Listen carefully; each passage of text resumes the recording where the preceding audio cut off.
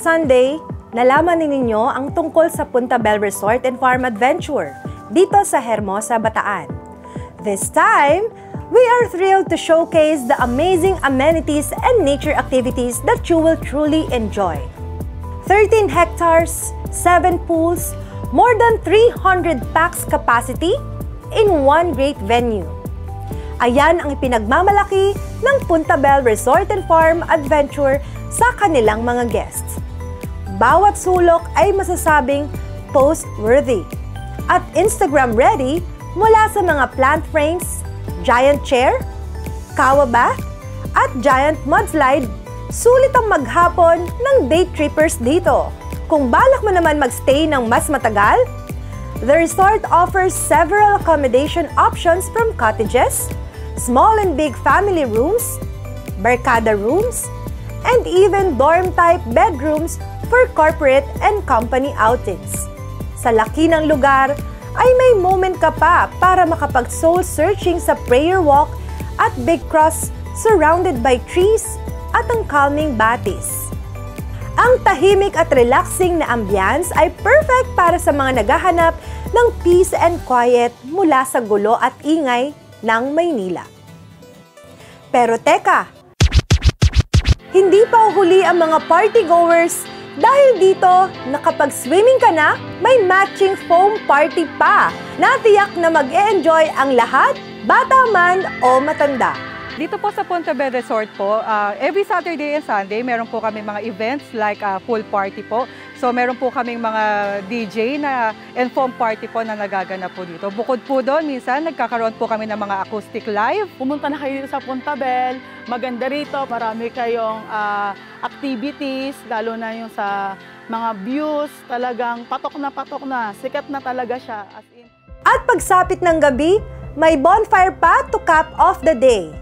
A day full of fun and exciting activities. All of these for the affordable prices that you see on your screen. Kaya ano pang hinihintay nyo? Kung ultimate getaway ang hanap, bisitahin na ang Punta Bell Resort and Farm Adventure dito sa Hermosa, Bataan.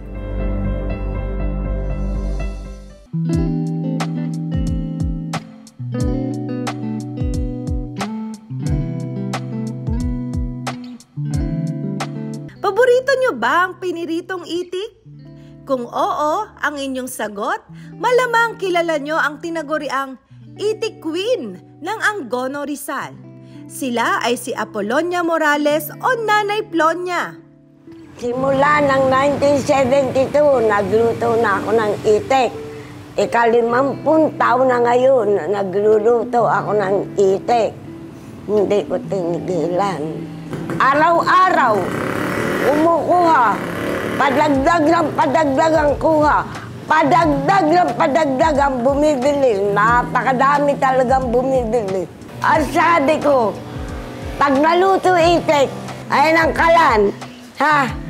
May lata ng biskwit dyan. Ang 2 piso nung araw, yung asul na papel. Pag ang itik ay naluto, hindi naaalis sa kalan yung 2 yun. Pirito na ng pirito. Pirito na ng pirito hanggang sa maubos. Basta luto itik. Hindi natin tigil sa palanggana. Napakadami talagang bumibili. Siya po ang tinaguri ang itik queen ng Angono. Siya ang unang nag-itik dito sa Angono. Kaya siya ang hinahanap. Siguro,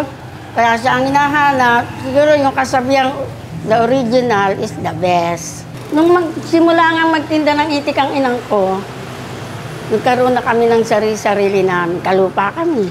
Nang magkaasawa kami, nagkaroon kami ng sarili-saring lupa at bahay. Ang hinahango po namin yung steam kasi kami na po yung nag-prop-ride. Then, nag-prop-ride lang po kami once na may nag-order naman sa amin para mas crispy. Subukan nyo pong matikman itong Polonia's Fried Itik. At doon po sa mga gusto pang magnegosyo, kahit may trabaho na po kayo, extra income po ito. From humble beginnings, ipinakita ni Iti Queen na ang bawat pagsubok ay maaaring maging opportunity for success. Ang mahalaga, never give up on your dreams. As we wrap up another episode of our business show, gusto lang naming ipaalala na success takes hard work, perseverance, and the right knowledge. Isa puso lang ang tips at payo ng ating mga naging panauhin sa umagang ito na siguradong makakatulong sa inyong journey. Hanggang sa muli, magkita-kita tayo sa susunod na linggo.